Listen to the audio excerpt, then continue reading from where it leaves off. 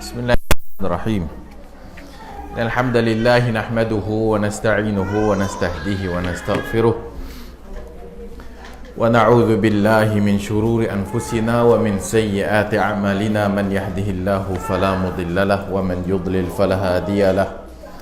Ashhadu an la ilaha illallah wahdahu la syarika lahu wa ashhadu anna Muhammadan abduhu wa rasuluhu, amma ba'd, fa inna asdaqal hadithi kitabullah wa khairal hadi hadi Muhammadin sallallahu alaihi wa alihi wasallam wa syarral umuri muhdatsatuha wa kullu muhdatsatin bid'ah wa kullu bid'atin dalalatin finnar, atau kama qala sallallahu alaihi wa alihi wasallam. Tak penat ke? Tak ada rehat. Hari ini kita masuk Al-Kabirah Al-Ishrun, dosa besar yang ke-20. Al-Zulmu ataupun Al-Zalimu. Al-Zalimu ataupun Al-Zulmu, kezaliman, zalim. Bi-akhdhi amwalin nas bil-batil, iaitu dengan mengambil harta manusia secara batil. Saya tak tahu dalam nusrah tu yang ke berapa lah, kecek. Yang ke-26. Dosa besar yang ke-26. Tengok nusrah lah.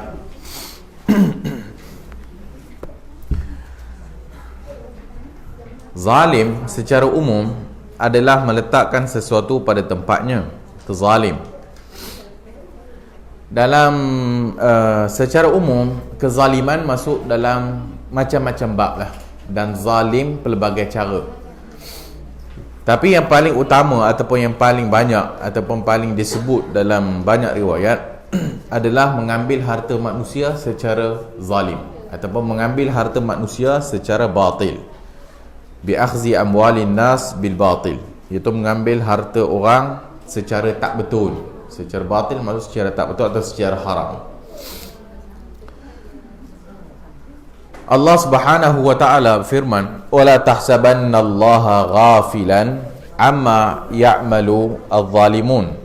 Jangan kamu menyangka bahawasanya Allah Subhanahu wa taala lalai daripada mengambil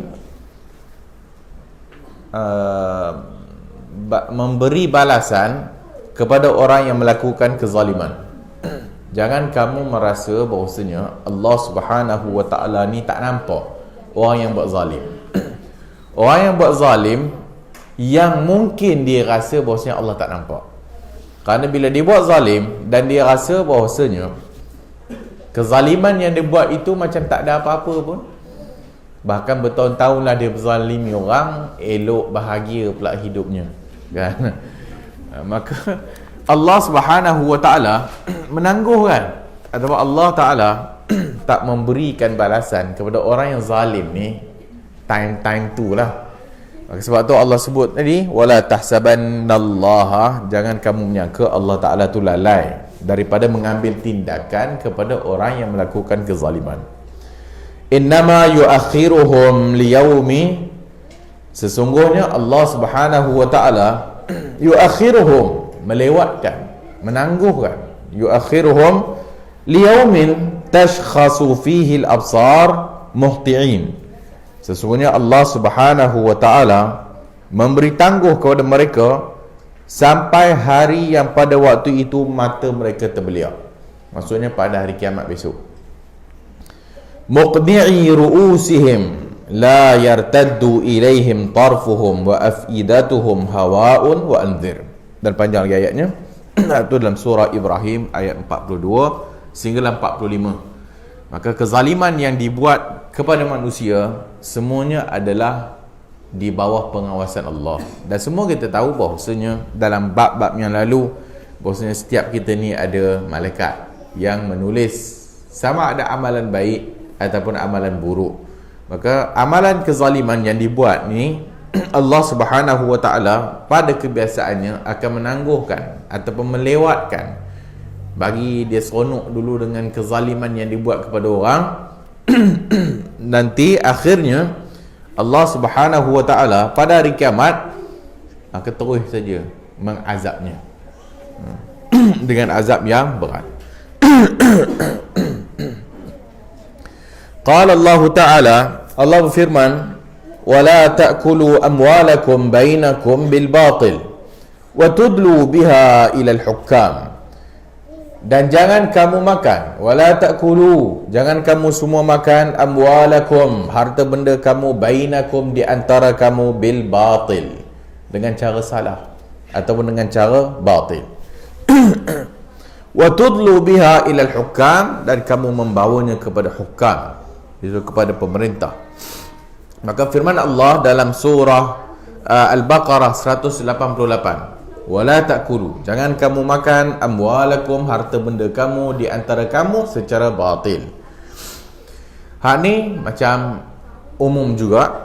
Apa bentuk mengambil harta orang, sama ada dia mencuri ke, sama ada dia merompak ke, sama ada dia mengambil macam-macam cara lah kan, bil batil, secara haram, riba termasuk, ataupun apa nama buat satu peraturan undang-undang yang menzalimi orang untuk mengambil harta orang, ataupun menipu orang untuk mengambil duit orang dengan macam-macam alasan. Tuan-tuan, kita ada sedikit sedekah, nak sedekah kepada orang yang nak belajar luar negara, maka kita sediakan tabung kat belakang tu. Orang bubuh dalam tabung tu masuk dia lah. Ataupun tipu orang, tuan-tuan, anak saya sakit kat AJN. Ni banyak orang buat. Anak dia sakit, masuk hospital, perlukan operation. Kerana anak dia dah mati dah. Anak dah mati dah, memanglah sakit jantung, dan mati tu disebabkan sakit jantung, tapi dia still menggunakan penipuan itu untuk mengutip derma. Anak saya nak kena operation minggu depan, macam-macam lah, saya tak ada kerja, duit makan tak ada, macam-macam lah orang derma. Dapatlah 30,000, 40,000, 50,000 iklan dalam Facebook. Bila iklan dalam Facebook, hospital dapat tahu. Bila hospital dapat tahu, tak dapat bantuan lah. Sebab kau dah dapat bantuan dan kau kutip derma, maka gunalah duit yang hang dapat tu untuk buat operation. Maka bila buat operation, tak dapatlah bantuan, bahkan kerajaan pun tak bagi sebagainya. Mula mengadu ke sana kemari lah. Ni kes yang berlaku banyak. Saja nak sebut.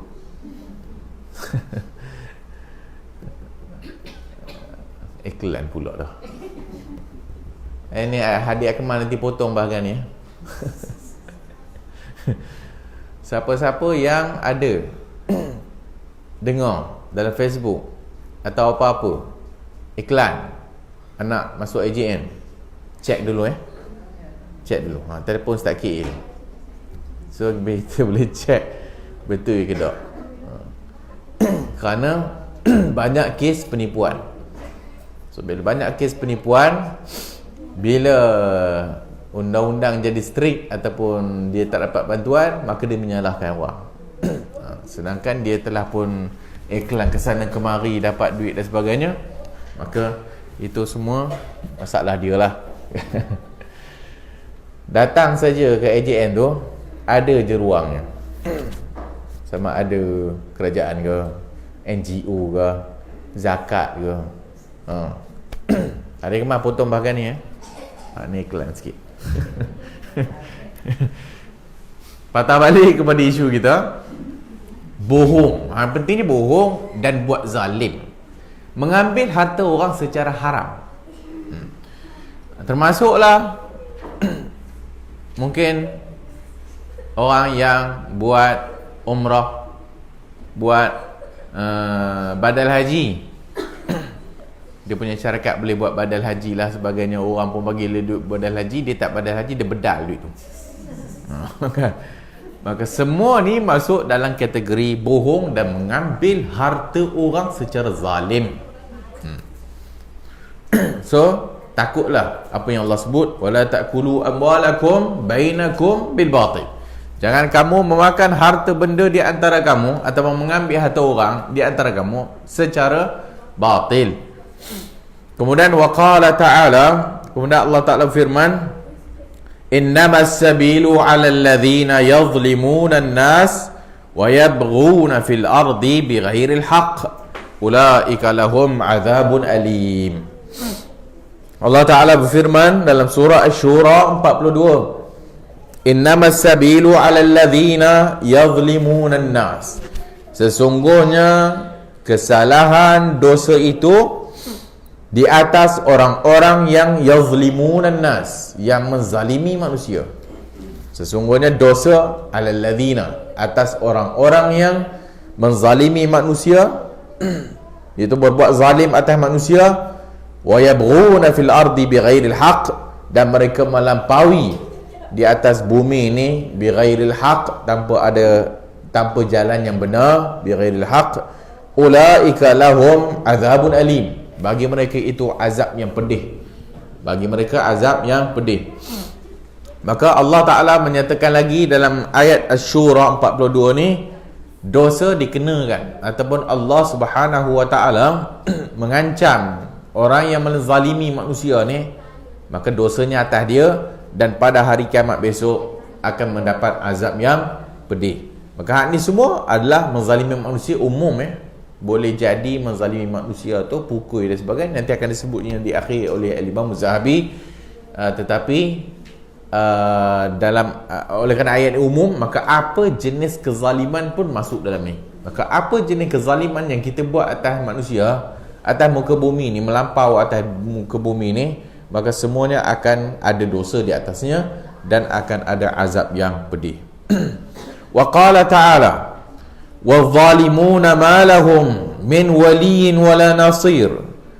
وَالظَّالِمُونَ, dan orang-orang yang zalim, dan orang-orang yang melakukan kezaliman, مَا لَهُمْ مِنْ وَلِيٍّ, tidak ada bagi mereka itu wali, pelindung, dan tidak ada bagi mereka nasir, penolong. Orang yang melakukan kezaliman, tidak ada bagi mereka pelindung, dan tidak ada bagi mereka nasir, pertolongan, atau orang yang menolong. Maksudnya Allah Subhanahu Wa Ta'ala sendiri menyatakan bahawasanya orang yang buat zalim ni tak ada pelindung dan tak ada penolong. Maka walaupun dia buat kezaliman dah bertahun-tahun, tetapi pada kebiasaannya Allah Subhanahu Wa Ta'ala akhirnya tunjuk juga, kerana dia tidak ada pelindung dan dia tidak ada penolong. Pada waktu dia buat kezaliman, seolah-olahnya macam orang melindunginya, seolah-olahnya. Pada waktu dia membuat kezaliman atas orang, seolah-olahnya banyak orang yang menolongnya. Tapi sebenarnya apabila Allah SWT menyebutkan dia ni tak ada pelindung dan penolong, maka sebenarnya orang-orang yang ada sekeliling ni itu hanya mengikut saja. Dan biasanya orang yang buat zalim ni orang yang ada kuasa lah. Kerana orang yang tak ada kuasa, dia sendiri tak mampu nak menzalimi orang. Pada kebiasaannya orang yang buat zalim atas orang ni sebab dia berkuasa. Sama ada kuasa itu tengok level lah. Level dia atas penjaga keluarga, maka dia menzalimi orang bawah dia, menzalimi isteri dia, maka dia menzalimi anak-anak dia. Mungkin orang yang ada kuasa ketua kampung, dia menzalimi orang kampung. Orang yang ada kuasa menteri besar, maka dia menzalimi rakyat negeri. Orang yang ada kuasa sebagai presiden atau Perdana Menteri, maka dia menzalimi rakyat negara dia. Begitulah turutan itu, ataupun dia punya tingkatan-tingkatan. Lagi besar kuasanya, lagi besarlah kezaliman yang dia mampu buat. Apa-apa pun kezaliman yang dia buat itu, walaupun bertahun-tahun, pada kebiasaannya akhirnya Allah Ta'ala tunjuk juga. Walaupun disebutkan akan dilewatkan, innama yuakhiruhum, mereka dilewatkan pada hari kiamat, tapi pada kebiasaannya sebelum mereka mati, Allah Ta'ala telah pun menunjukkan kuasanya. Orang-orang yang zalim ni, maka orang yang melakukan kezaliman pada kebiasaannya sebelum mati pun telah pun mendapat habuan dia, maka pada hari akhirat besok akan ada lagi lah. Atau kalau sekiranya dia buat kezaliman, Allah tak kenakan dekat dunia ni, tetaplah pada hari akhirat besok ada hukuman dia. dan pada hari akhirat besok. Lagi berat lah, lagi berat. Kalau dia tak dihukum di dunia, maka hari akhirat. Kalau dia itu dihukum di dunia, tengoklah hukuman itu. Kalau sekiranya masuk mahkamah pun, kenalah hukuman atas apa yang ada bukti yang dia buat dah. Kalau sekiranya tak ada bukti, tak boleh juga. Tapi mungkin walaupun masuk mahkamah ataupun mungkin masuk mungkin dihukum di dunia atas ataupun tak setimpal dengan kezaliman yang dibuat, tetap pada hari akhirat besok akan ada berikutnya. Dan semua kita tahu bahawasanya tak lepas kita ni bila zalim dengan orang. Kita kalau zalim dengan Allah Ta'ala, itu dengan melakukan dosa, kita taubat. Dan taubat kepada Allah Ta'ala ni terbuka luas pintunya. Tapi yang buat zalim kepada orang, kena minta maaf kepada orang yang dizalimi. Dan kalau sekiranya dia mati dan tak ada minta maaf, akan ada lagi hari akhirat besok, iaitu apabila Nabi SAW bertanya kepada sahabat, adakah kamu tahu atadruna mal muflis? Adakah kamu tahu orang muflis? Kan semua kita tahu hadis tu. Maka sahabat kata, orang muflis ni kami tahulah, orang yang tak ada dinar, tak ada dirham, tak ada duit lah muflis. Tapi Nabi kata, orang yang muflis adalah orang yang datang kepada Allah itu dibangkitkan pada hari kiamat dengan banyak pahala. Kemudian dia pada waktu dunia ni buat zalim dengan orang ni, buat zalim dengan orang ni, mukul orang ni, mukul orang ni, maka pada hari akhirat besok akan didatangkan dengan orang-orang yang dizalimi itu pada hari kiamat, dan orang-orang yang dizalimi itu akan menuntut kepadanya. Maka menuntut kepadanya bukan menuntut nak rotan balik, bukan nak pelempang balik tak, bukan nak harta dia, tetapi dengan pahala. Maka pahalanya dibagi ke orang ni, pahala bagi ke orang ni, pahala bagi ke orang, pahala bagi ke orang ni, sehinggalah telah tidak ada pahala, masih ada lagi orang yang menuntut, maka dosa kawan tu pula bagi kat dia, dosa kawan ni pula bagi kat dia. Maka itulah muflis pada hari kiamat esok. Itu kerana menzalimi orang. Ditambah lagi Allah Ta'ala sebut tadi, lahum azabun alim, bagi mereka azab yang pedih, bagi mereka azab yang pedih. Wa qala sallallahu alaihi wa alihi wasallam, bersabda Nabi sallallahu alaihi wasallam, az-zulmu zulumatun yaumal qiyamah. Kezaliman itu adalah kegelapan pada hari kiamat. Az-zulmu, zalim. Az-zulumat, az-zulumat gelap. Zalim sama dengan perkataannya zulumat. Kalau kita ni duk menggelapkan orang, maka kita juga akan menggelap. Maka az-zulmu, kezaliman yang kita buat, maka Nabi sebut zulumatun yaumal qiyamah. Maka semua kezaliman ataupun dosa yang kita buat ni adalah kegelapan pada hari kiamat besok. Maksudnya semua dia tak akan lepas. Kalau mungkin dia berasa berbahagia dengan kezaliman yang dibuat kepada orang, tetapi ianya semua itu adalah kegelapan yang dia akan hadapi pada hari kiamat besok. Akhrajahu Al-Bukhari fi kitab Al-Mazalim, dan juga Imam Muslim dalam kitab Al-Bir, babu tahrimul zulm, bab pengharaman melakukan kezaliman. Wa qala, sabda Rasulullah sallallahu alaihi wa alihi wasallam dalam hadis Al-Bukhari dalam kitab Badi'il Khalq, permulaan ciptaan, dan juga Kitabul Mazalim, juga Imam Muslim dalam kitab Al-Musaqat, babu tahrimil zulm wa hasbul ardi wa ghairiha, bab pengharaman kezaliman dan merampas tanah wa ghairiha, dan selain daripadanya, daripada hadis Aisyah radhiyallahu anha, qal man zalama shibran min al-ardi tuwiqahu ila sab'i aradin yaumal qiyamah.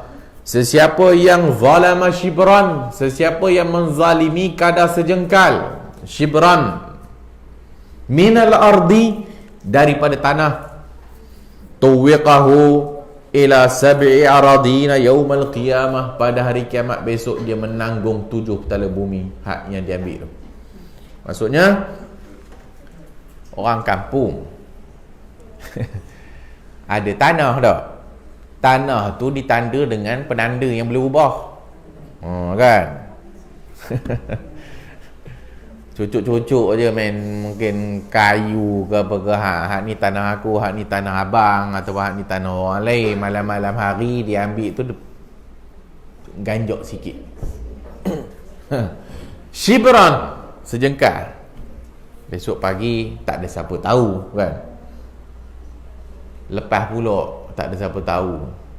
Minggu depan atau bulan depan tambah lagi shibran, tambah lagi sejengkal, ubah lagi kayu tu.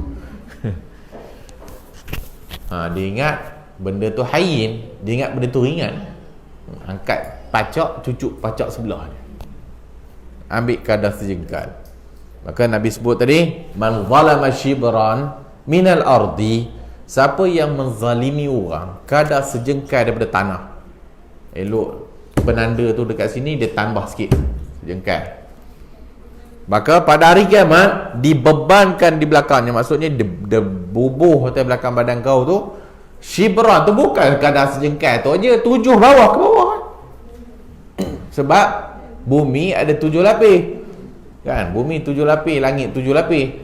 Maka daripada atas sampai ke bawah 7 lapis, aku akan menanggungnya pada hari kiamat, atas belakang. Macam orang bawa beban lah.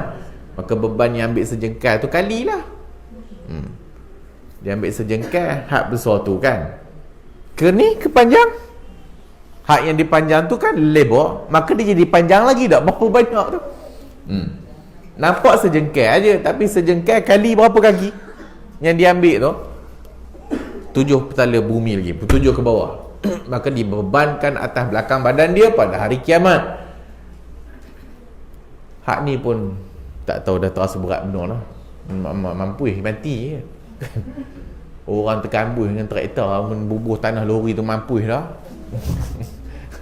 Hak ni 7 lapis ke bawah, tanggunglah pada hari kiamat besok, kerana mengambil shibran. Kalau shibran setahun sekali tambah lagi sejengkal, setahun sekali tambah lagi sejengkal. Kawan tu pun duduk KL, dah lama tak tengok tanah, balik-balik, betul ke tanah aku besar ni je?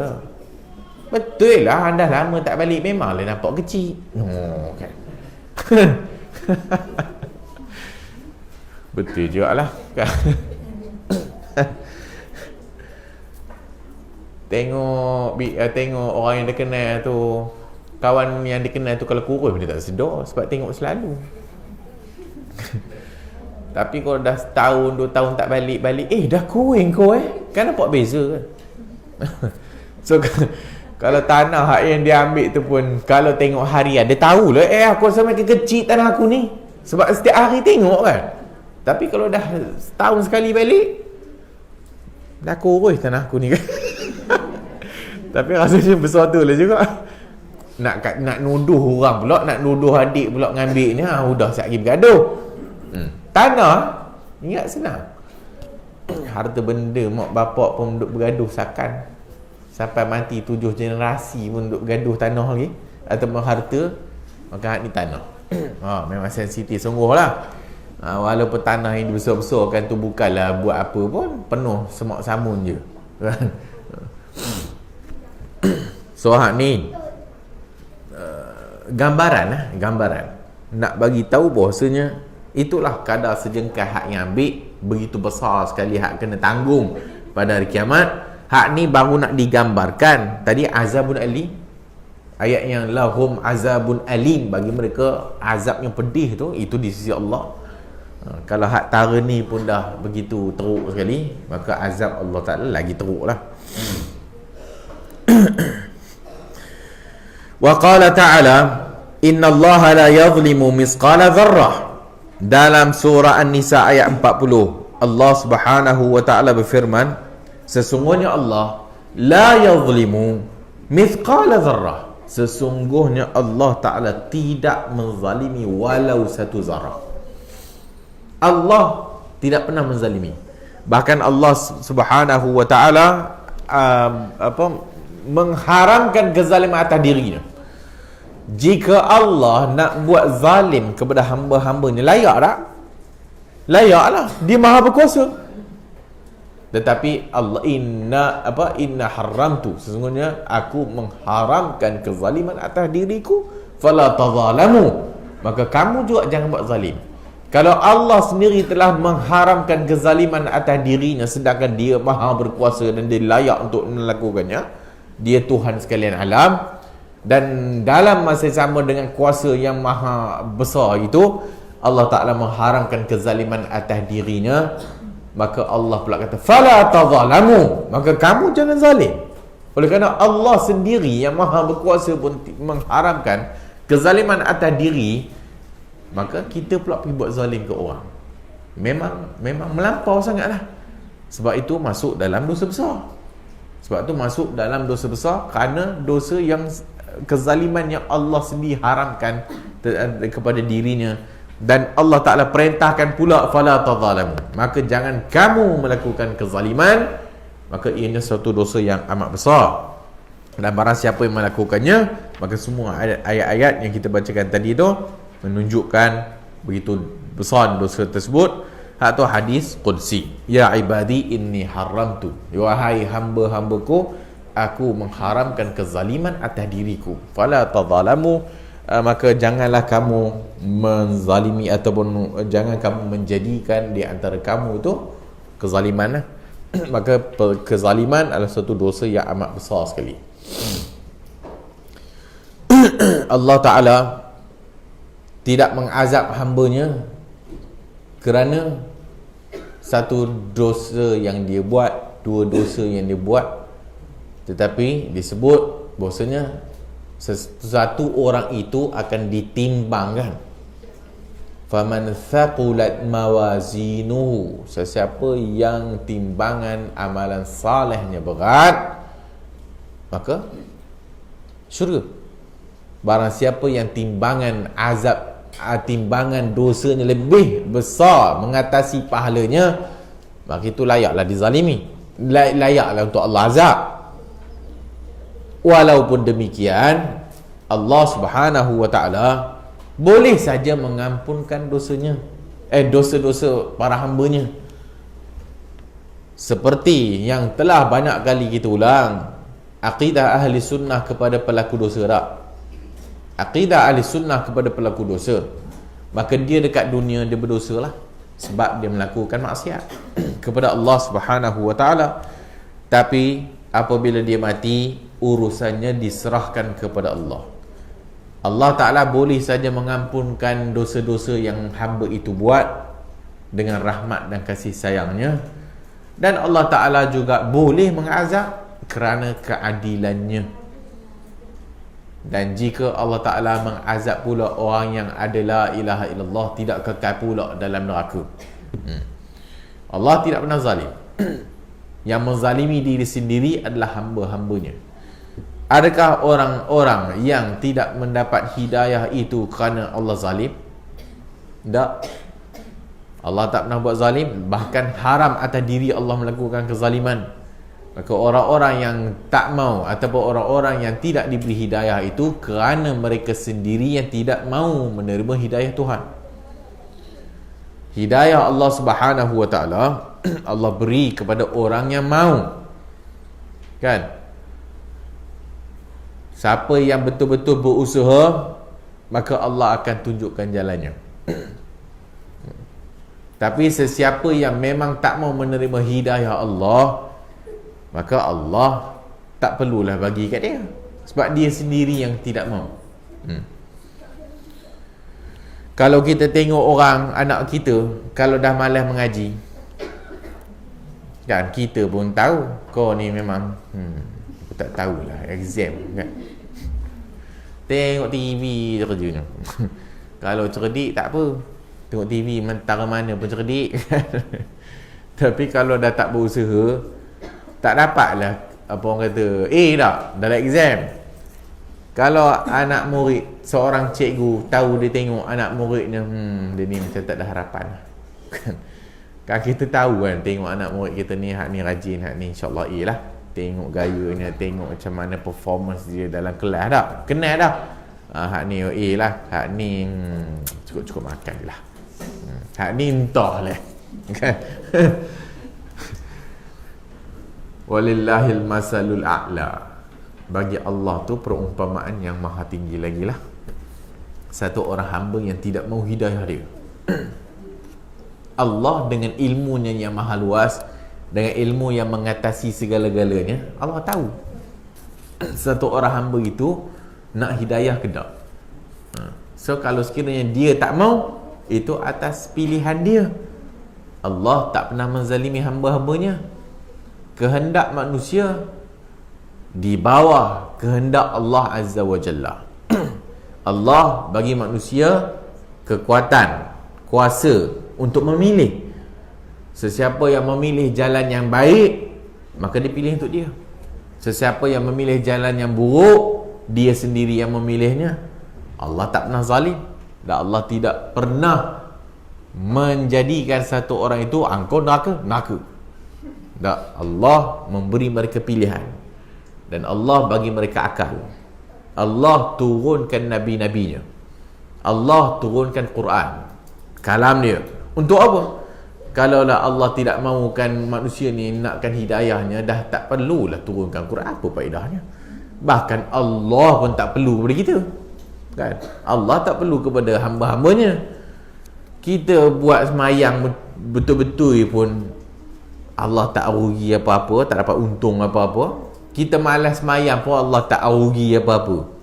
Kita salat ikut apa yang diperintahkan itu untuk diri kita, dan kita tak solat pun kita buat untuk kita.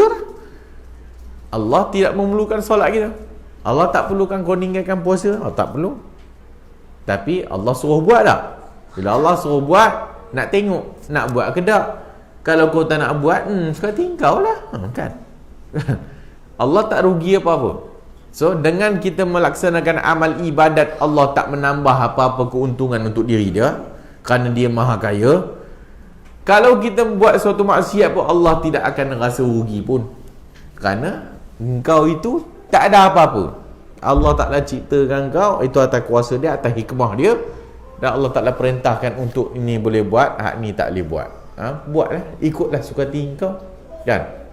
Allah Ta'ala cipta dunia hulwatun khadirah.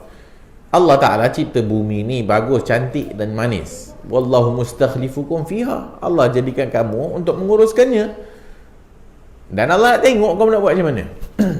Dan kalau sekiranya buat berdasarkan apa yang Allah nak, dapatlah kasih sayang Tuhan. Dan kalau kita buat sesuatu yang bercanggah dengan apa yang Allah mahu, maka dapatlah apa yang selayaknya untuk kita dapat. Maka Allah tidak pernah zalim kepada hamba-hambanya sikit pun. Tetapi manusialah yang menzalimi dirinya, kerana tidak mau hidayah, kerana tidak mau pahala, kerana tidak mau berusaha untuk dapatkan syurganya. Sekarang ni kita berdepan dengan satu orang yang melakukan maksiat, kan? Lepas tu kita bagi nasihat kat dia, dia tak mau terima. Adakah sepatutnya kita nyatakan dia Allah tak bagi hidayah pada dia, atau macam mana?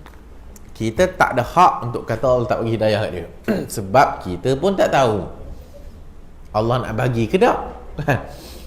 Sedangkan Nabi, ya ammi, wahai pakcik, ucapkanlah la ilaha illallah. Begitu dia nak mati tu, sehingga ke saat akhir, begitu Nabi nokkan supaya dia tu mengucap syahadah. Nabi tak tahulah Allah nak bagi ke tak. Yang kita boleh berusaha adalah hidayah, dalam erti kata kita boleh menunjukkan jalan, ataupun hidayah tu dilalah. Kita boleh menunjukkan jalan yang baik kat dia, tetapi hidayah tu taufik milik Allah.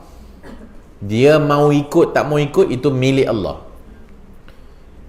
Maka Nabi sendiri tak mampu nak memberi hidayah kepada pakcik dia yang begitu dia sayang, yang begitu dia mengharapkan supaya pakciknya mengucap la ilaha illallah, kalimatan uhajju laka biha indallah. Wahai pakcik, ucapkanlah la ilaha illallah, kalimat ni aku akan tolong kau pada hari kiamat besok. Alah, tengok Abu Jahal, Abu Lahab tak? Ala millati Abdul Muttalib, atas agama Abdul Muttalib. Matilah pakciknya. Sedih kan Nabi. Abdullah bin Ubay bin Salul, kepala munafik, kan? Nabi SAW walaupun tahu dia tu memanglah kepala munafik, tapi waktu matinya itu kan Nabi memohon keampunan kepada Allah untuk dia. Kalau kamu memohon keampunan 70 kali pun Allah tak akan ampunkan dia. Apa kata Nabi? Mana tahu kok 70 lebih Allah bagi? Kan? Allah dah kata 70 kali kau minta. Maka Nabi minta lagi. Sehingga Umar pun kata, wahai Rasulullah, Allah dah kata tak boleh. Nabi kata, kalau 71, 72, 73, kok Allah nak terima? Sehingga Allah tak bagi. Sehingga turun ayat Allah tak bagi doa atas dia. Barulah Nabi stop. Nabi nak kan dia dapat hidayah, tapi tak, Nabi tak berkuasa. So kita dah menasihati kawan kita tu, urusan kepada Allah. Kita dah cakap dengan dia dah, dan kita dah bagi tahu, tetapi kita tak putus asa. Tetaplah menasihati dia. Mana tahu, wallahualam. Tapi hidayah milik Allah. Kita boleh tunjukkan aja, tetapi hidayah itu, taufik tu, dia nak ikut, dia tak nak ikut, itu urusan Allah Ta'ala. Maka Allah tidak pernah menzalimi hambanya misqala dzarrah, walau sebesar zarrah. Wa fil hadis, dalam hadis yang panjang, wa diwan la yatrukullahu minhu syai'an wa huwa dhulmul ibad. Hadis Ahmad dan selain daripadanya. Wa diwan la yatrukullah, diwan juz'un min hadithi awwali ad-dawawin ats-thalatha wal murad anwa'u adh-dhunub al-mudawwanah. Ad-diwan bermaksud anwa'u adh-dhunub, jenis-jenis dosa yang mudawwanah, yang tertulis, kitab.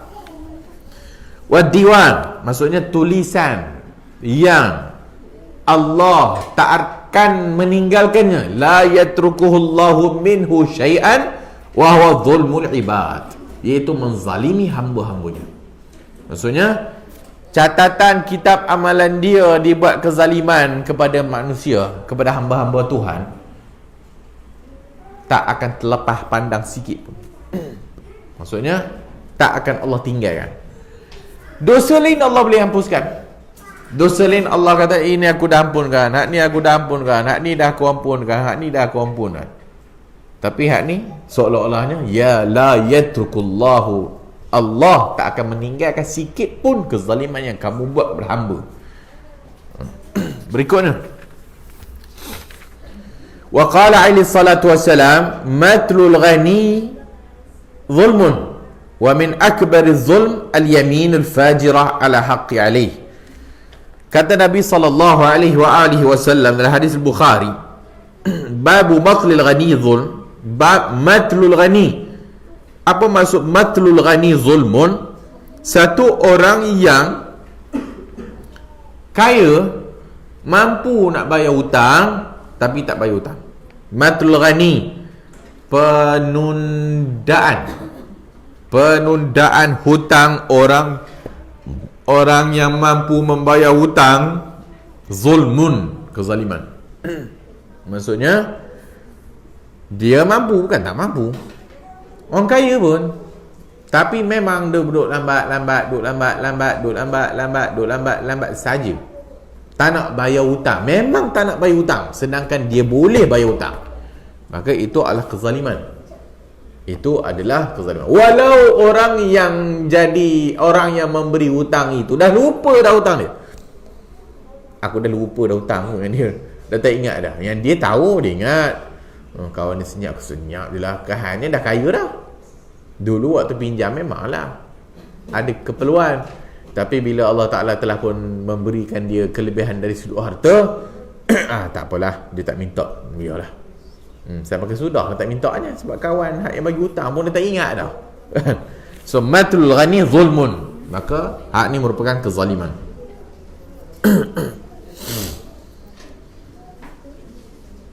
Wa qala Rasulullah sallallahu alaihi wasallam, man iqtata'a haqqu imri'in muslim bi yaminihi faqad awjaba Allahu lahu an-nar. Kata Rasulullah sallallahu alaihi wasallam, man iqtata'a haqqu imri'in muslim, siapa yang mengambil hak satu orang muslim dengan sumpah, biyaminihi faqad aujaballahu lahu an-nar, Allah wajibkan baginya neraka. Apa maksud mengambil hak orang muslim biyaminihi dengan sumpahnya? Sumpah demi Allah, aku tak ambil. Sumpah demi Allah, wallahi aku tak ambil, tapi dia ambil. Dia tak ambil duit tu, tapi dia sumpah atas nama Allah. Dia ambil duit tu, tapi dia kata dia tak ambil. Sumpah tak ambil ni. Sedangkan dia ambil. Maka ni faqad aujaballahu lahun nar, Allah wajibkan baginya neraka Allah Azza wa Jalla. Qila ya Rasulullah, wahai Rasulullah, wa in kana syai'an yasiran, kalau sikit. Wa in kana syai'an yasiran, qala wa in kana qadiban min arak, walaupun yang dia ambil itu buah gigi. Qadiban min arak, kayu arak lah, sugi. Qadiban, ranting daripada sugi. Arak, pokok arak. So pokok arak tu memang membuat sugi.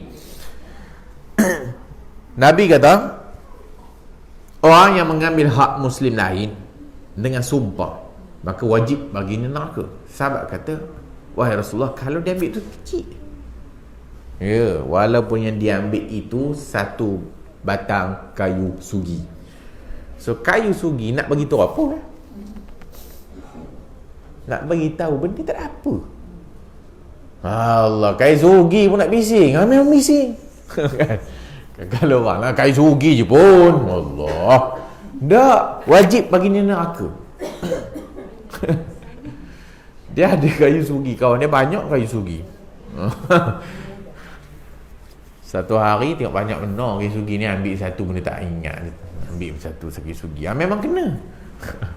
Maka tu telah mengambil harta orang secara batil, walaupun kayu sugi. Rawahu Muslim, riwayat Imam Muslim. Ambil sikit je, 10 sen. 10 sen pun duit. Maka 10 sen lagi mungkin kot bernilai daripada kayu sugi. Bahkan kayu sugi mahal lagi.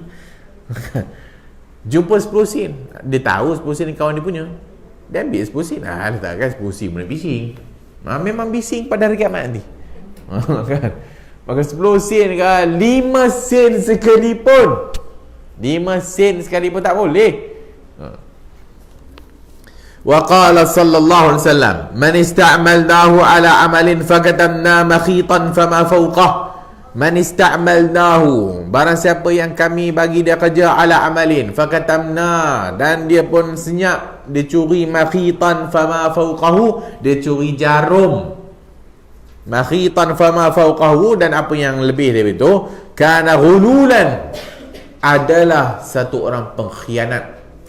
Ghululan ya'ti bihi yaumal qiyamah, yang datang pada hari kiamat besok, maksudnya khianat, orang khianat. Maka dia pergilah bertugas dekat kedai jahit. Jadi tukang jahit kat kedai kawan ni, maka dia pun ambil lah satu jarum. Jarum alah kecil jarum. Kedai jahit takkanlah jarum tak banyak kan, berlambak lah jarum, ambil satu pun tak kisah. Maka dia pun ambil jarum daripada kedai dia. Aku ni tak payah beli jarum dah. Lainlah kalau bos dia kata, pekerja-pekerja ni memang jarum free, okey lah. Siapa kerja kat restoran ni makan tengah hari free, tu lain. Tapi kalau kerja dekat kedai jahit, ambil jarum, sedangkan jarum tu tak ada dapat free, maka tetap dikira, ya, tetap dikira. Ambil benang pun dikira. Nak bagi tahu beratlah menzalimi harta orang ni. Walaupun benda kecil, dia tetap namanya harta orang. Maka kita ambil secara zalim, maksudnya ambil secara curi, ambil secara tak benar, secara tipu, maka semuanya dikira oleh Allah Subhanahu wa taala. Wa qala sallallahu alaihi wasallam, inna syamlata allati ghallaha la tashtaghilu alaihi an-nar. hak ni telah pun kita sebut dalam hadis yang lalu daripada hadis Abu Hurairah radhiyallahu anhu, inna syamlata, syamlah tu selimun, inna syamlah kain, secebis kain yang diambil ghallaha, yang diambil secara curi daripada harta rampasan perang, la tashtailu alaihi nara, yang benda diambil itu menghidupkan api neraka. La tashtailu alaihi nar. Faqama rajulun faja'a bisyirakin kana akhadahu lam tusibhu al-maqasim faqala syirakun min nar. Maka berdirilah satu orang, faja'a bisyirakin, bawa satu tali kasut sandal, bisyirakin kana akhadahu, yang telah pun diambil, lam tusibhu al-maqasim, yang bukan haknya. Maka kata Nabi, syirakun min nar, tali daripada neraka.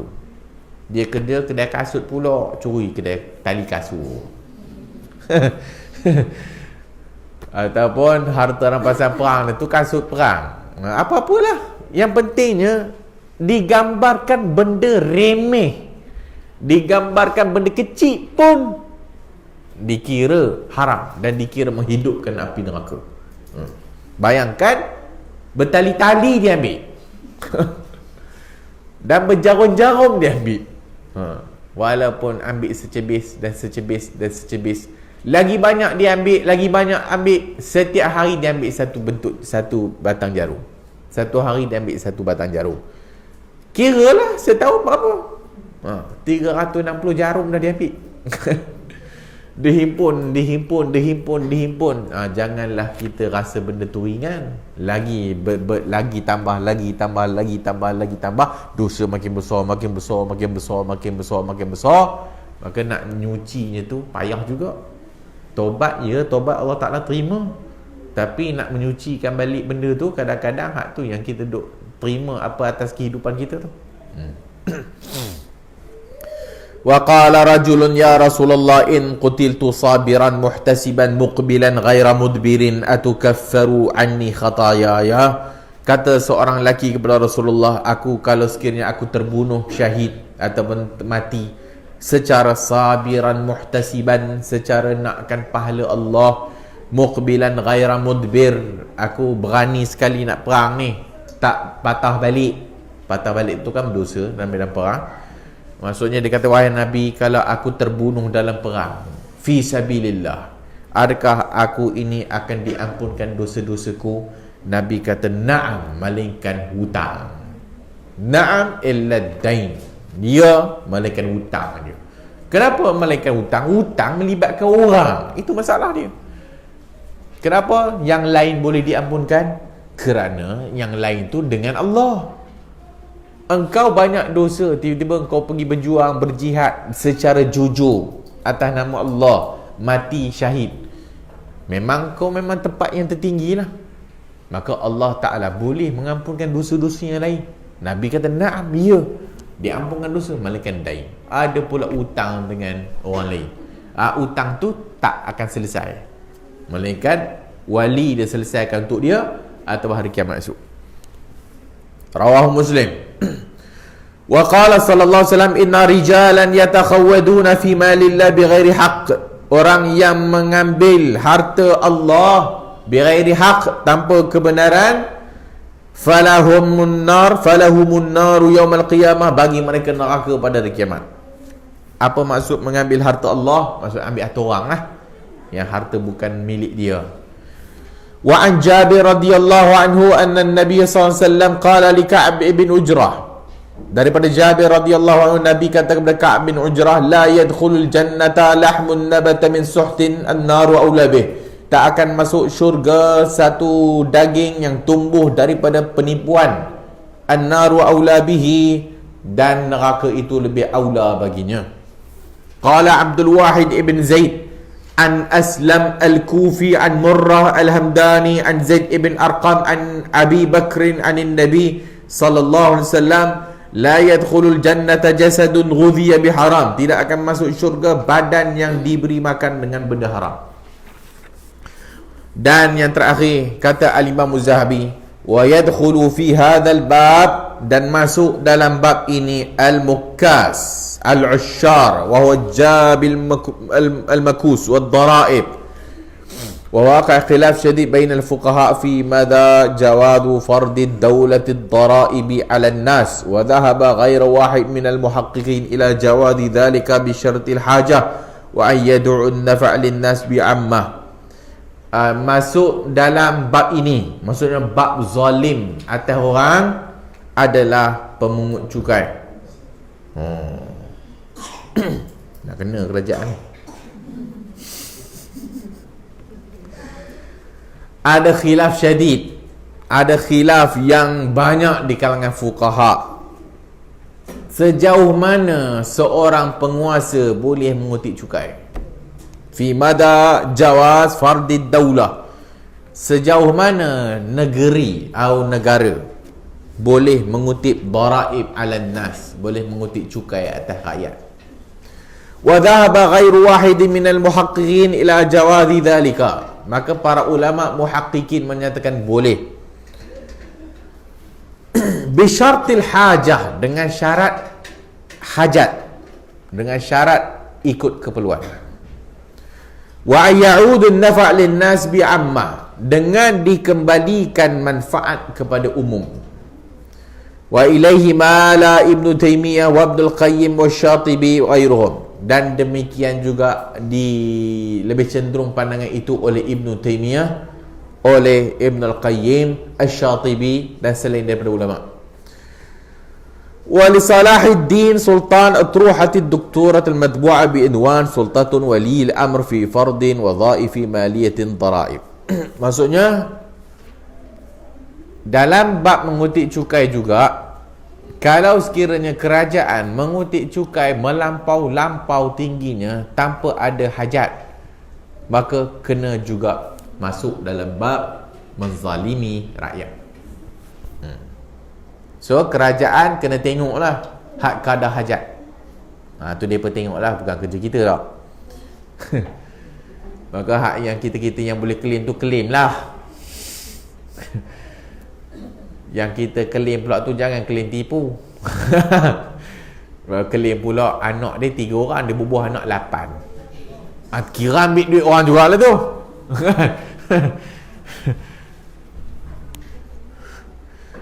So kalau kerajaan juga ada hak yang dibenarkan, so kita juga ada haknya lah. Ini pengalaman saya di situ ke Ipoh, ke Selangor.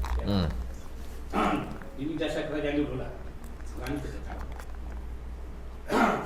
Dia claim, boleh claim 3 hari sebelum pindah dan 3 hari selepas pindah. Atau ada lagi ke? Ada lagi ke sistem tu? Masih ada lagi ke? Di hotel. Termasuk makan minum. Sedangkan dia tak buat tu. Itu dia klik. Ada kain besar. Masuk apa? Benda yang boleh kita claim lah. Tapi tak buat. Kalau kita tidur hotel, dia pun tidur di hotel lah. Oh yalah, dia tak ada receipt nak claim macam mana? Itu sekarang sistem lansam. Sekarang Sekarang lansam. kalau lansam ambil lah, memang kita tidur hotel lah, tak kira lah berapa banyak benda kata lansam. Tak, tengoklah kalau betul kita tidur, ambil lah. Kalau tak tidur hotel dia pergi ambil, rasanya tak boleh juga.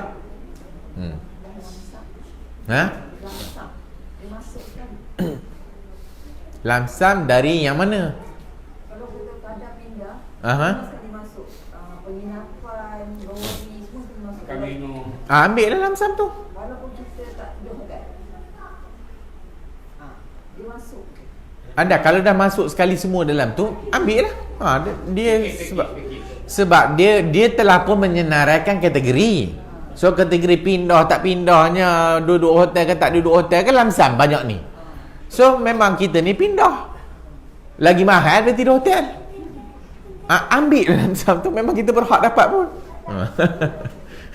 Sebab dia dalam kategori yang sama. Kita beli komputer 3,000, memang lamsamnya 3,000, ambil dia 3,000. Kalau beli biasanya memang beli lebih, memang dia bagi lamsam tu kurang daripada yang sepatutnya. Tak apalah, ambil lah. Beli barangan susuan. Banyak juga beli barangan susu, ada yang anak ada yang ada baby tu kan. Claim lah. Boleh? Ini klaim dia melampau ni. Ini claim yang tak betul-betul. Tak apa-apa dia claimnya. Ataupun macam-macam lah orang menipu dan sebagainya. Masuklah dalam bab dia masuk tu khain, berkhianat, menipu. Dia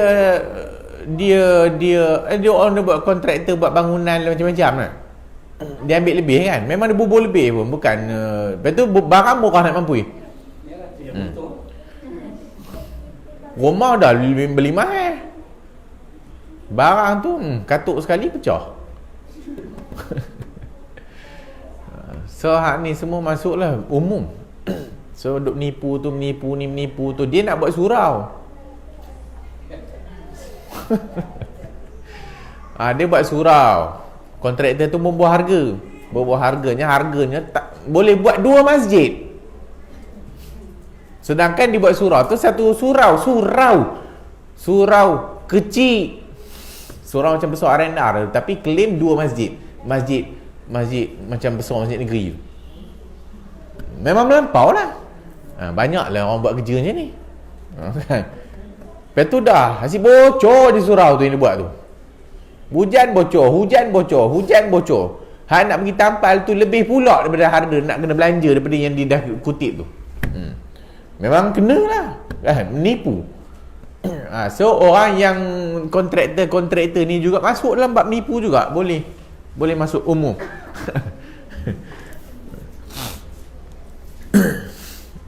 Lainlah kalau dia ambil mahal dan apa nama keuntungan yang tidak melampau dan dia pun barang berkualiti, okeylah. Kadarnya lah. Dia bukan pemungut cukai lah. Wa qati'ut tariq, perompak jalanan. Kalau zaman-zaman dulu kala perompak kat padang pasir, qata'ut tariq, nanti akan ada bab qata'ut tariq. So hak ni merompak kat jalanan. Kau tak tahu zaman sekarang ni R&R ke. Jangan tidur dekat R&R yang tak ada orang.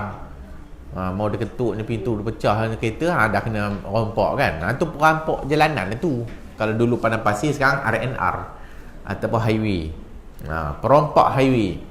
Dia pergi duduk dalam Facebook tu kan, berhati-hati kereta berhenti depan lah, macam-macam lah. Dia biar kita langgar dia betul-betul. Macam-macam orang buat zaman sekarang. Aku tak tahu betul ke tak cerita tu kan. Orang ni bubuh. Tapi tak apalah, hati-hati sudah. Sekarang ni pemikiran terbaru, dia online. Scam. So itu semua menipu lah. Penipuan, ambil harta orang. Semua tu ambil harta orang. Nakkan hadiah kena masukkan duit dulu. Tak apa, pergi bodoh apa. Pelaburan yang berlaku kan?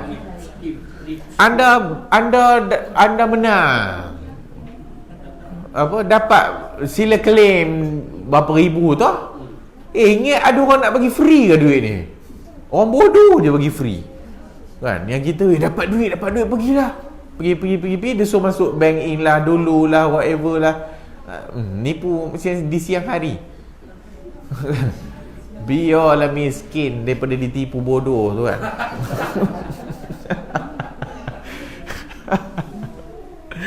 Tapi ramai.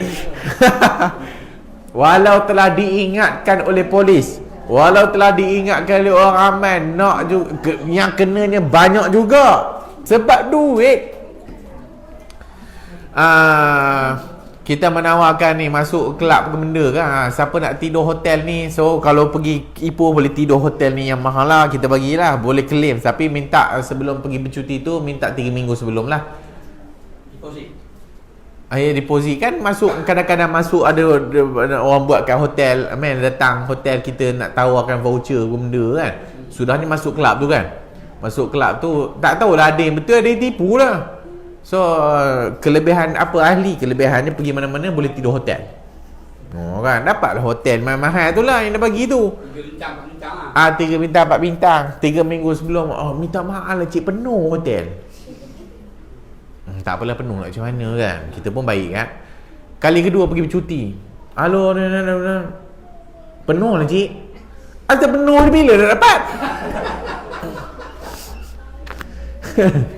Tak pernah dapat pun. Ya, duit Duit dah habis dah orang tu ambil.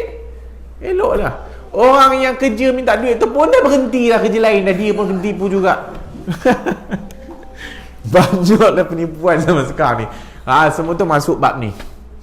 Semua masuk scam tak scam kan, masuk bab penipuan ambil zalim, penipuan ambil harta orang dengan cara batil. Al-battat, as-sariku pencuri. Wal-battatu, apa maksud battat? Pengangguran. Menganggur minta duit orang sedang dia mampu bekerja. Dia bukan tak boleh kerja, boleh kerja, tapi tak kerja. Pergilah Jabatan Kebajikan Masyarakat lah, minta sumbangan, pergi pusat zakat. Ini satu hal lah. Zakat betul lah kita bagi mudahkan urusan zakat kan, kita katalah mudahkan urusan zakat. Tapi masalahnya yang duk minta zakat tu pun satu hal juga kan. Orang zakat punya marah, asyik-asyik kena kat kita je kan. Kenapa susah sangat minta zakat? Sebab banyak penipu. Itu masalahnya pula kan. Kita duk marah orang zakat lah ke benda. Tapi kenapa jadi yang susah tu? Kadang-kadang duk fikir balik perangai orang yang minta zakat. Tambah yang miskin tu memang malas nak mampu. Mokok lagi. Anak dah masuk AJN lagi.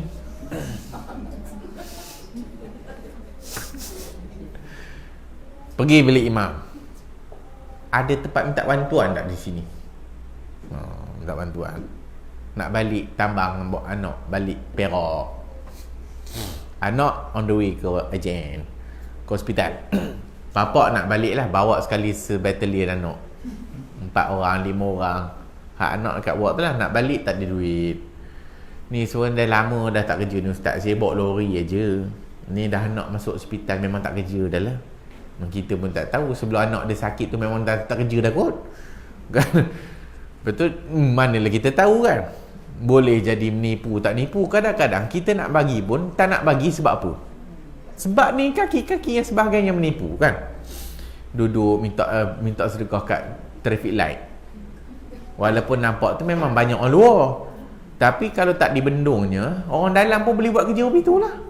So pergi kat traffic light, ketuk tingkap, bawa anak tu, gendong anak tengah panas tu. Betul, anak tu elok tidur, anak patu ke apa tu dia bawa tu. Ketuk pergi tingkap, Allah kesian lah anak dia, bawa anak bang, kesian bang panas, Allah krek buka bagi duit kan. Okey, tak apalah, yang bagi duit tu dapatlah pahala atas niat nak bersedekah lah. Yang nipu tu hadiah lah kan. Tu yang duk jalan kat restoran tu, tolak kat pergi meja ni ada orang, meja ni tak ada orang, meja ni ada orang, pek kan, orang buta tu tahu pula di meja mana ada orang, meja mana tak ada orang.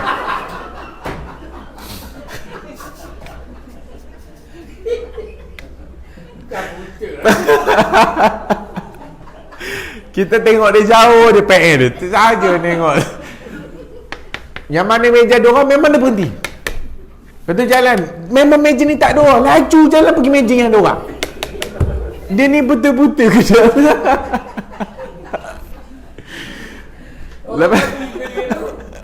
Lepas dah habis jalan, tangga pun dia tahu, laju je lalu tangga. Tapi mungkinlah kedai tu setiap hari dia datang. Dia tahu kat mana tangga. Nak herdik tak boleh. Kan kita tak boleh herdik orang tak sedekah. Mana tu betul dah.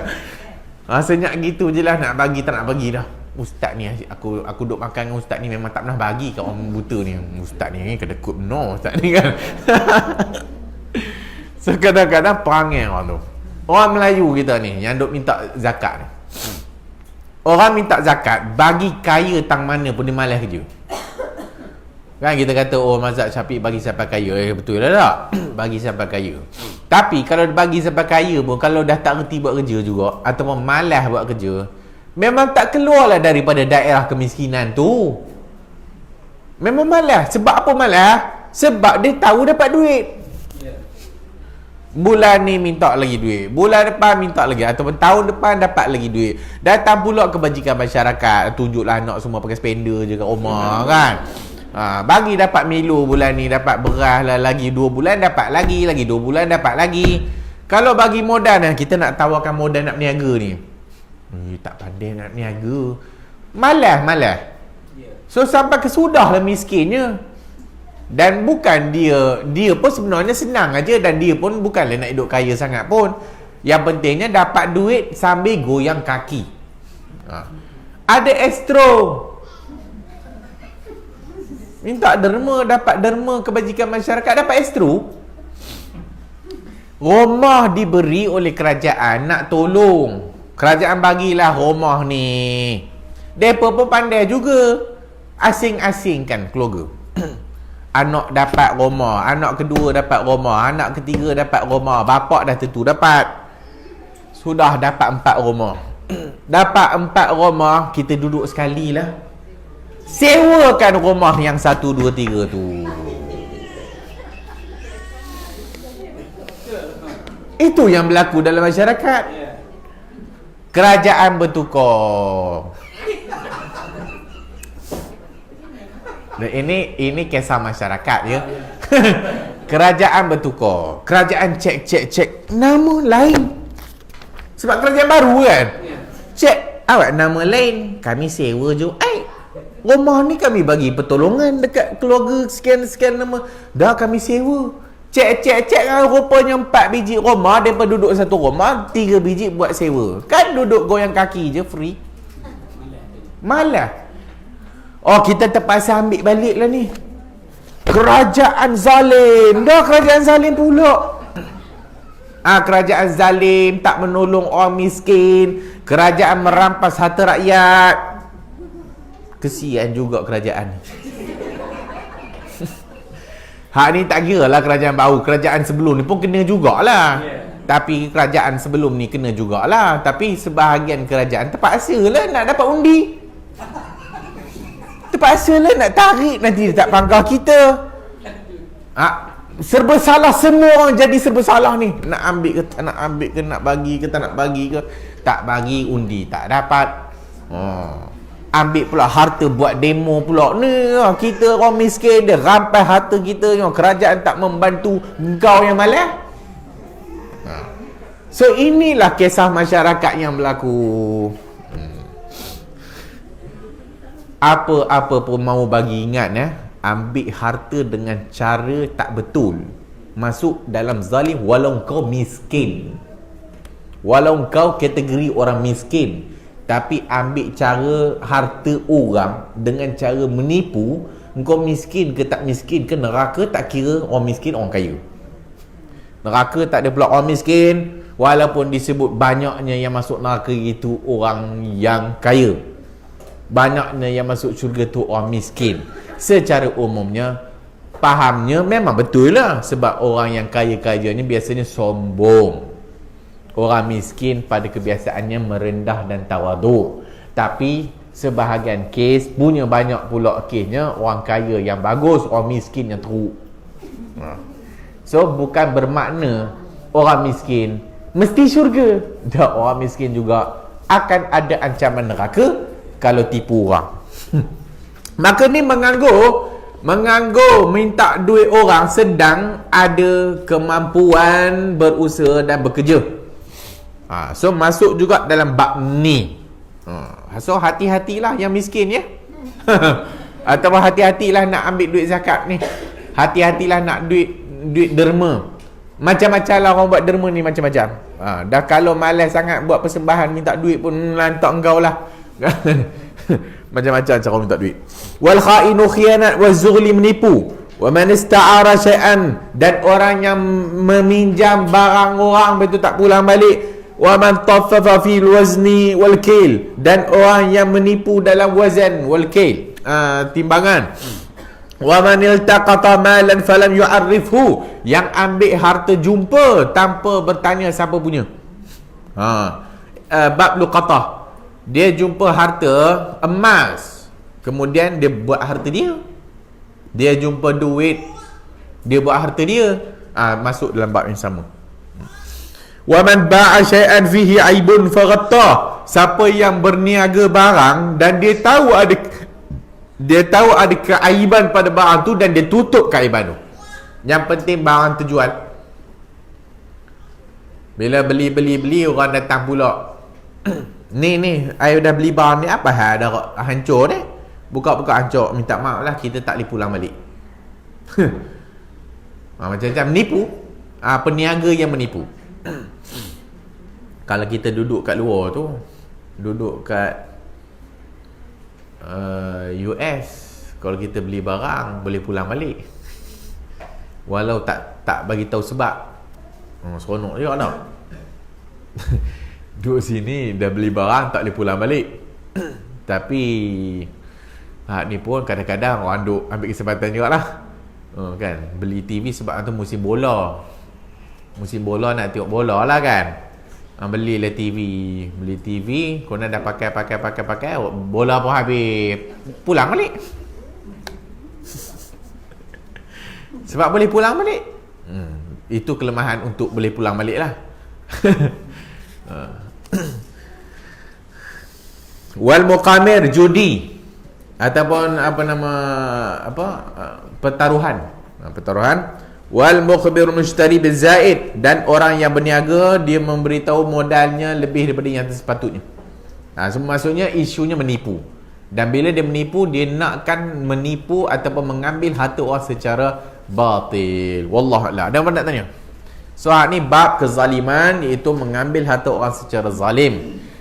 Tetapi banyaknya orang yang terlibat dengan masalah ni mungkin tak tahulah. Secara umumnya memang orang tahu menipu tu berdosa, tahu. Secara umumnya memang orang tahulah menipu tu ataupun mengambil harta orang secara zalim ni memanglah berdosa. Tapi sebagai orang mengangkat ringanlah benda ni, mungkin sebab dia tak pernah dengar ayat Quran tentang dosa dan azabnya, dan mungkin dia tak pernah dengar daripada hadis-hadis Rasulullah SAW. Maka hak ni adalah suatu ancaman bagi orang yang menzalimi orang lain, iaitu dengan mengambil harta orang secara zalim. Wallahu a'lam. Ada apa nak tanya? Kalau mungkin kita ambil tu masa kita maksudnya jahil lah, jahat masa tu. Lepas tu kita pun tak tahu apa yang kita ambil dulu tu. Kita ambil barang tu masa kita jahil lah. So bila kita baik sikit ni, baik sikit. Kita pun tak ingat dah apa yang dulu kita buat kan. Macam mana kita dulu-dulu jahil ataupun dulu-dulu mengikut nafsu ataupun dulu-dulu tak datang pengajian, maka kita pun dalam kehidupan kita ni banyaklah dosa yang kita buat, curi harta orang dan sebagainya. Apabila mungkin setelah berlalu umur ataupun meningkat umur, ataupun kita lepas tu diberikan nikmat oleh Allah kesedaran, maka kita pun datang pengajian dan kita pun belajar ayat Quran dan kita pun belajar hadis Rasulullah dengan banyak. Dan yang mana-mana yang lepas-lepas tu, maka kita taubatlah kepada Allah Azza wa Jalla. Yang mana kita ingat, maka kita bayar balik. Ataupun yang mana kita ingat dan sebagainya, pulang baliklah yang mana ingat. Yang mana yang tak ingat dan sebagainya tu, wallahu a'lam lah. Mudah-mudahan Allah Ta'ala ampunkan dosa kita dan banyakkan amalan sedekah dan banyakkan amalan salih. Kerana amalan salih menutup amalan yang dosa yang kita buat lah. Dan banyakkan sedekah supaya ianya menyelamatkan kita daripada neraka Allah, dan ianya akan menambahkan rezeki kita lagi. Yang mana yang kita tak ingat itu, ialah sebab mungkin dah lama dan sebagainya. Mudah-mudahan Allah Ta'ala ampunkan dosa kita. Mungkin juga boleh, maka sebahagian orang atau sebahagian para ulama menyebutkan, bila banyak sedekah dan kita niatkan dengan sedekah kita itu, kita niatkan kepada orang-orang yang mungkin telah kita zalimi daripada harta benda mereka, dengan kita sedekah ni berilah pahala kepada mereka. Maksudnya bila kita dah mula ada kesedaran, dah taubat, dan Allah Ta'ala telah pun memberikan kita sedikit harta, maka ataupun tak kira lah sikit pun, yang penting bagi sedekah, dan kita niatkan dengan sedekah kita itu memberi ataupun menutup ataupun menampung balik mungkin harta benda orang yang telah kita curi ataupun kita ambil dulu-dulu. Dengan demikian mudah-mudahan yang kawan tu pun dapatlah balik hartanya ataupun pahala di sisi Allah lah sebenarnya. Sebab kita pun tak tahu, dan itu tak ada cara lain lah kita nak buat. Maka apa-apa yang telah pun kita ambil dan kita pun tak tahu, maka banyakkan sedekah. Dan kita doakan supaya apa yang telah kita buat zalim ataupun apa yang telah kita ambil daripada harta orang, maka kita tampung, ataupun dengan kita buat itu, kita meniatkan pahalanya sebagai ganti kepada yang kita buat dulu, ataupun beri kepada tuan badan ataupun tuan yang empunyanya. Wallahualam.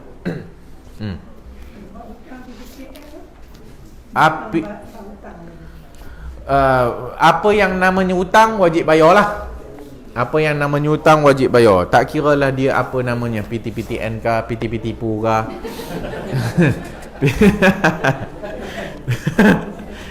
Hutang kena bayarlah.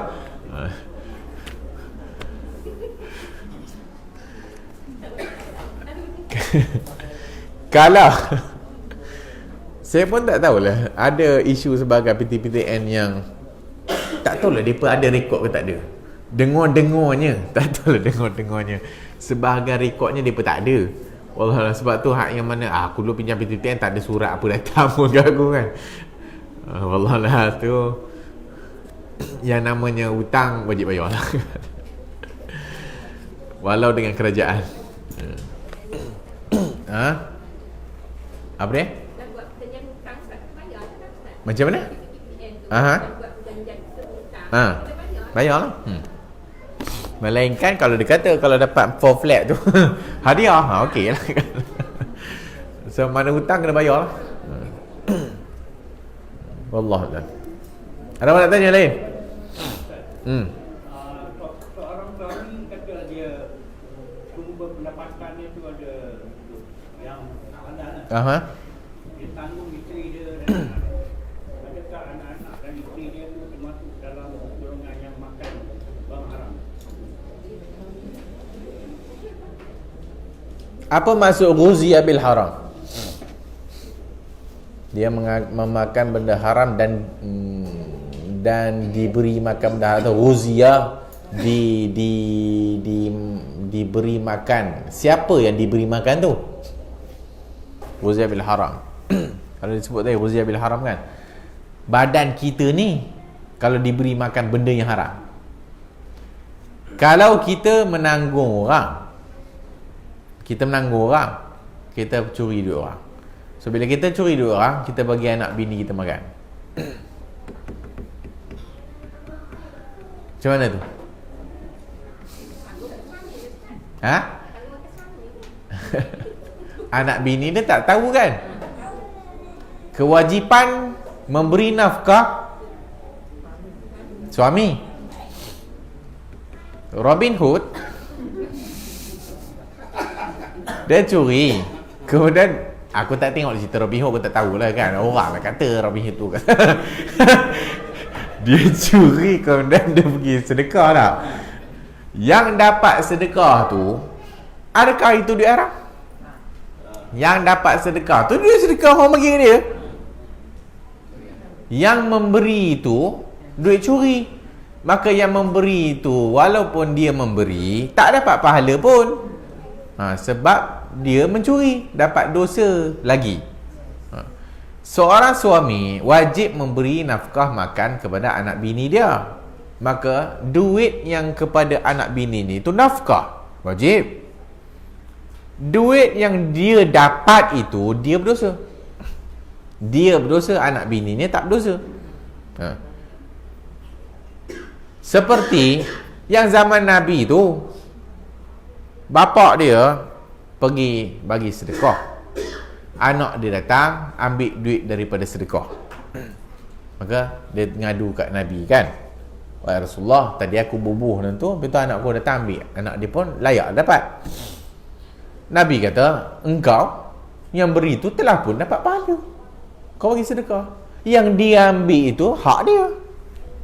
Dia ambil tu bukan dia ambil, maksudnya macam kes tu lah, apa nama, dia masalah harta ni bukan pada harta tu, dia pada nilaiannya.